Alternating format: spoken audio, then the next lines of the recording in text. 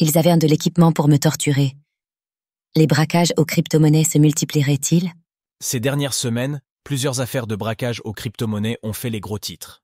Au Canada, un père de famille a fait état hier d'une tentative de séquestration, qui aurait pu tourner à la torture. Retour sur ces affaires et sur les moyens de protéger ces crypto-monnaies.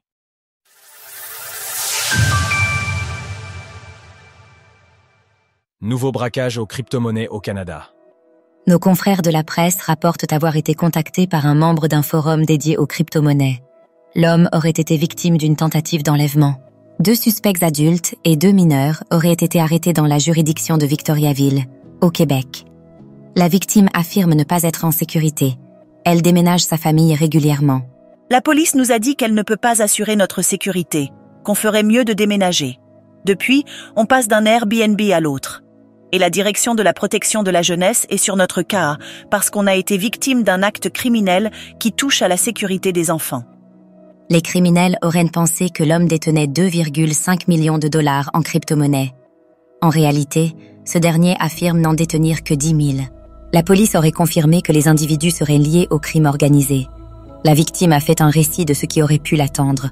Les gars avaient de l'équipement pour me torturer. Ils avaient une bâche de 2 pieds par 2 pieds, avec un trou dans le milieu, et des serres autour, pour couper un membre et arrêter l'hémorragie. C'est d'une violence incroyable. Des affaires qui se multiplient dans le monde.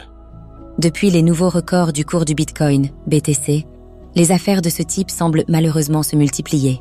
Kevin Mirshahi, un influenceur québécois, aurait ainsi été enlevé et torturé en juin dernier.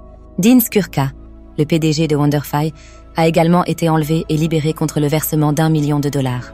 Plus récemment en Belgique, l'investisseur Stefan Winkel a rapporté l'enlèvement de sa femme. Les malfaiteurs avaient prévu de la séquestrer pour exiger une rançon, mais elle a heureusement été sauvée. Le soir du Nouvel An, c'est le père d'un influenceur crypto qui a été enlevé à Dubaï. Les actes de moindre ampleur semblent aussi se multiplier.